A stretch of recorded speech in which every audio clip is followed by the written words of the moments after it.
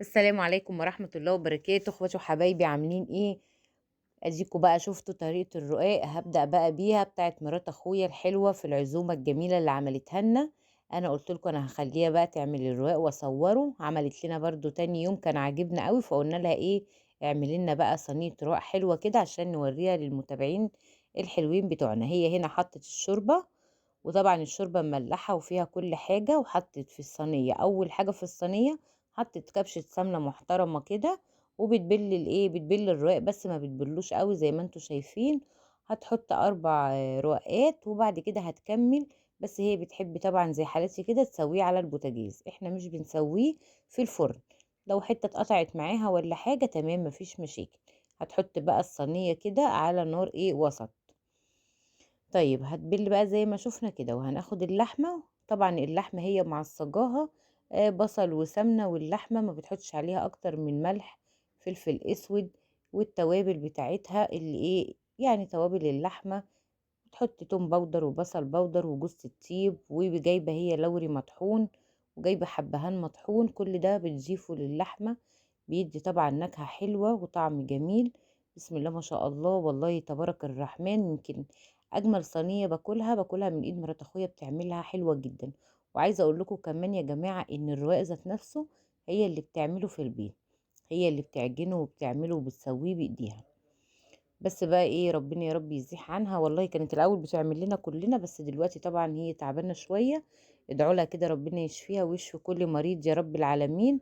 دلوقتي هي بقى ايه، ما بقتش تعمل، يعني يا دوبك بتعمل على قدها حاجه بسيطه كده عشان خلاص كمان احنا ايه، يعني نفطر معاها كده بالسلامه.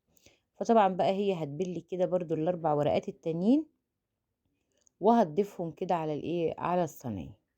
والله يا جماعة اللمة حلوة وبأقل حاجة.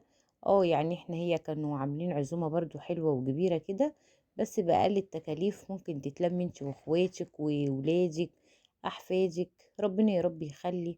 وكمان بقى اخويا كان جاي من السفر، والله صراحة يعني احنا في بيت اخويا الكبير، بس برضو اللي بيحرص على اللم العيلة يعني اخويا الوسطاني، برضو ربنا يديله الصحة والعافية ويخليهن ويبارك لنا فيه. لما بينزل من السفر لازم نتلم كلنا مع بعض. ربنا يا رب يديم المحبة ويبعد عننا كل شر ويصلح حالكم جميعا، اللهم امين.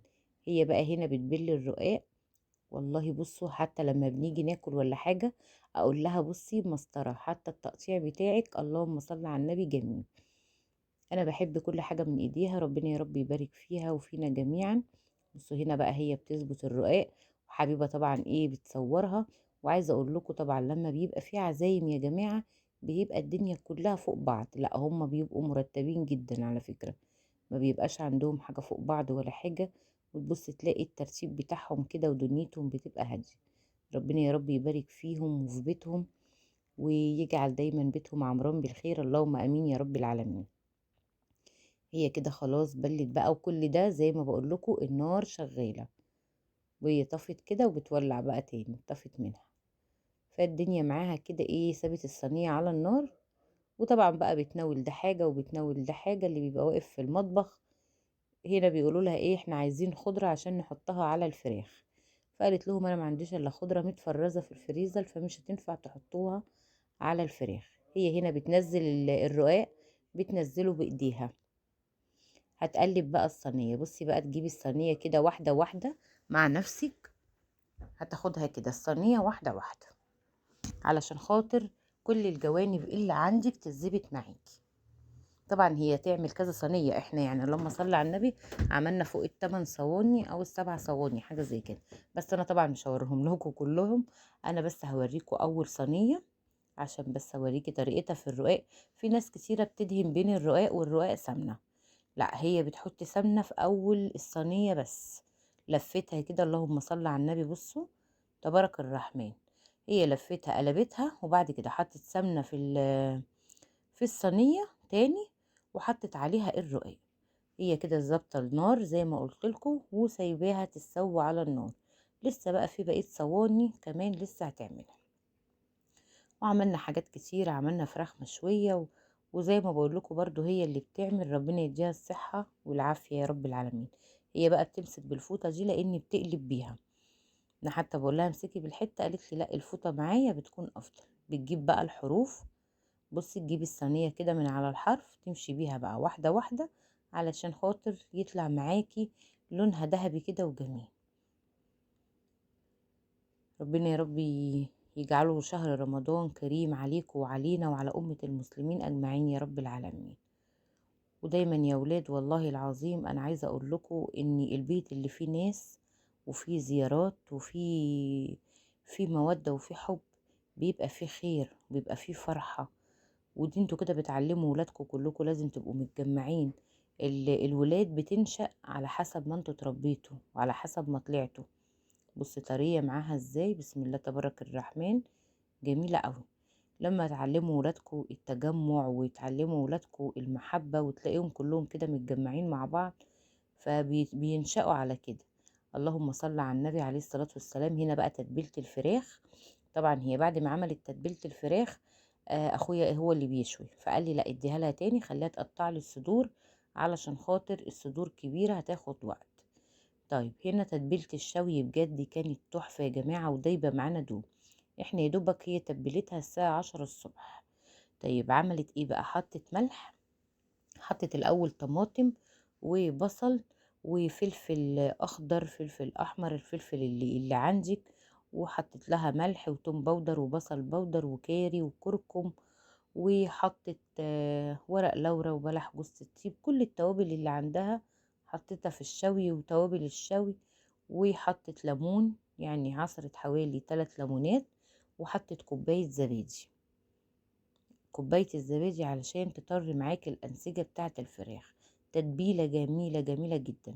طبعا أخويا هنا قاعد بقى ربنا يديله الصحة والعافية. احنا على فكرة ملمومين وراه وبنزهقه يعني. هو بيحط جنبه طبق مبلول وبس، هو بيحب يشيل الجلد من على الشوي. اما هيقلب كده وهيشيل الجلد برضو ايه من على الشوي، علشان خاطر بيقولك الجلد بيتحروق معاه. هو ليه طريقة كده في الشوي احنا بنحبها. بس انا عايزه اقولك هو كان بيشرح لكم كان بيعمل ايه، بس طلع في التسجيل صوته واطي جدا وصوتهم هم اعلى. فانا طبعا قفلت الصوت بتاعه وحاولت ان انا ايه انا اللي اسجل. في البلكونه عنده الجو جميل. طبعا انا ما عنديش بلكونه في البيت فما بعرفش ايه. لما بعوز اعمل فراخ بعملها في الفرن، مش بشويها على الفحم. بحبها على الفحم، بروح عنده هو اللي بيشوي لنا الفراخ ايه على الفحم، عشان خاطر زي ما انتوا شايفين ربنا يوسع علينا جميعا. هو طبعا عنده الوسع وعنده بلكونة كبيرة بياخد ركن منها كده، واحنا كده كده كلنا وراه يعني.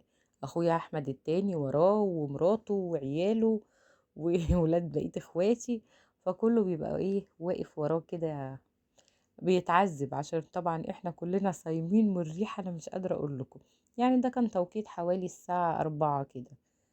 اه كل شويه نقول له المغرب هتدن واحنا مش هنكون فطرنا، المغرب هتدن. يقول يا جماعه والله هتفطروا ما تقلقوش. انا هنا اديته بقى الحله بعد ما قطعت له الصدور زي ما هو عايز. هو هنا خلاص بيعمل بقى الوراك، بيقلبها طبعا لما ايه بتظبط معاه. بس هو ما بيشيلش الجلد دلوقتي، هتشوفوا بقى بيشيل الجلد في مرحله ايه. والله يا جماعه شوهنا ولا كأنك جايباها من بره. والتتبيلة جميلة، والأحسن كمان لو سبت التتبيلة من بالليل. يعني البصل مع الطماطم مع الفلفل مع التوابل، دي طبعا خلطة الايه الفراخ المشوية الأصلية. أجمل خلطة ممكن تعمليها وأسهل خلطة ممكن تعمليها، وكوباية الزبادي والليمون يعني بتدي خلطة حلوة جدا. تعب والله معانا والله العظيم يعني. ربنا يديله الصحة والعافية. احنا أرهقناه. وطبعا هما مرضيوش بموضوع العزومة يوم واحد، عملوها يومين. انا طبعا نزلت لكم اول يوم وده تاني يوم. اول يوم بقى كان المحاشي والرقاق وكده، انواع المحاشي كلها زي ما شفتوا، والملوخية والشرب وكل دون. النهاردة بقى طبعا عازميننا تاني يوم على فراخ. يعني اخويا الوسطاني بقى قال لا انا هجيب لكم النهاردة فراخ ونعمل بقى الايه الفطار الجميل ده. ومكرونة بشاميل ورقاق. وعملوا المكرونة نوعين يعني، هوريكم برضو لسه هوريكم برضو بقية الأكل معانا.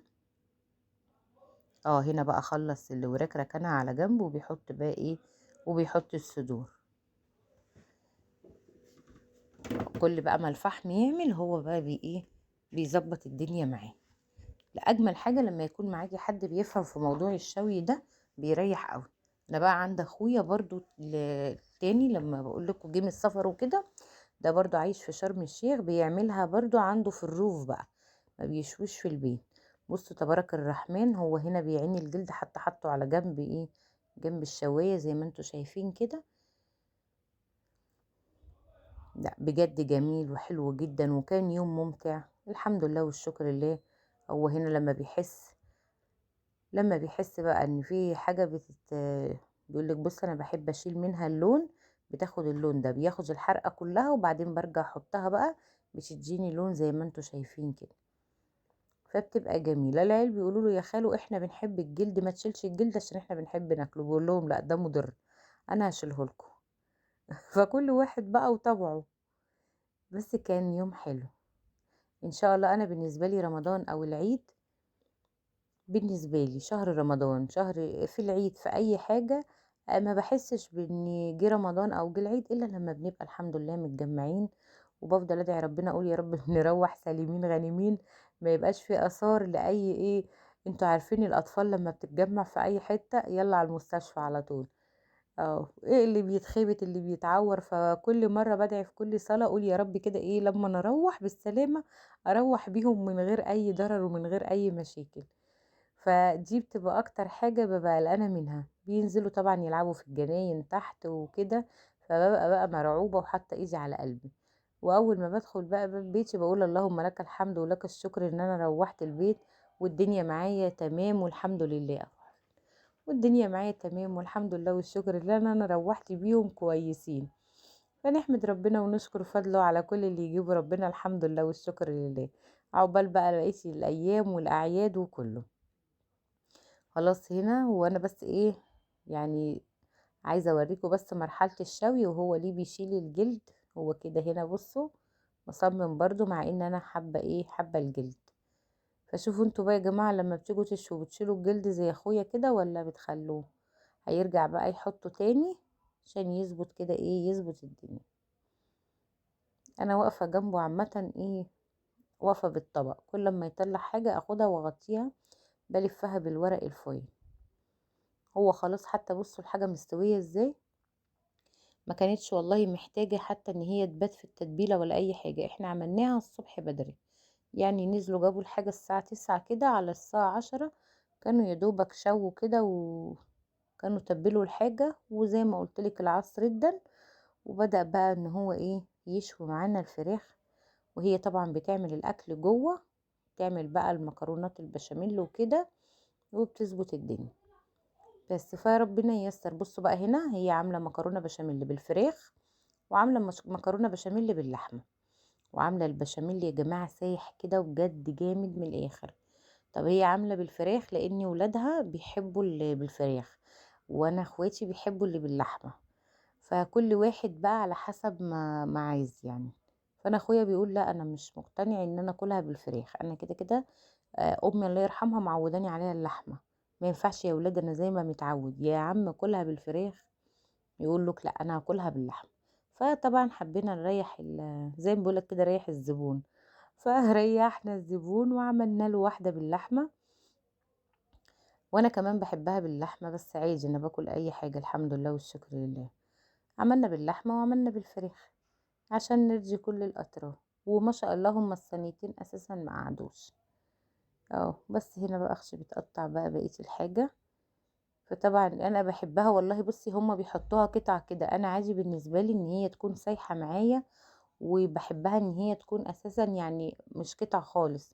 بس طبعا علشان خاطر عزومات وكده هما بيحطوها قطع. ليه لما بتتقطع سخنه قوي بتبصي تلاقيها اتهرت معاكي، عشان كده تستني عليها شويه تبصي تلاقيها بقى قطع كده وجميله. كل سنه وانتم طيبين، وربنا يجعله رمضان سعيد عليكم وعلينا وعلى امه المسلمين اجمعين. خلاص كده بقى احنا كده خلصنا المكرونه البشاميل وخلصنا الرقاق. انا حبيت اوريكم صينيه الرقاق هي عاملاها جميله وحلوه قد وعامله كده المخللات. طبعا المخلل البتنجان ده انا لازم اوصيها عليه.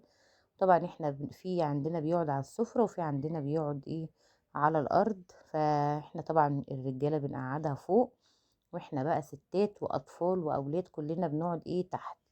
طبعا بنقعد الشباب بقى وكله بيقعدوا بقى على السفرة. فهنا طبعا حطينا الخروب وحطينا التمر هندي وحطينا الخشاف، وبقية الصواني احنا قافلين طبعا على الفراخ زي ما انتوا شايفين كده بالورق الفويل. وانا هنا برضو بصب الخشاف معاكم، موعود انا بصب الخشاف. طيب بصوا بقى، اللهم صل على النبي تبارك الرحمن. هنا بقى كله متجمع خلاص كده. خلصت.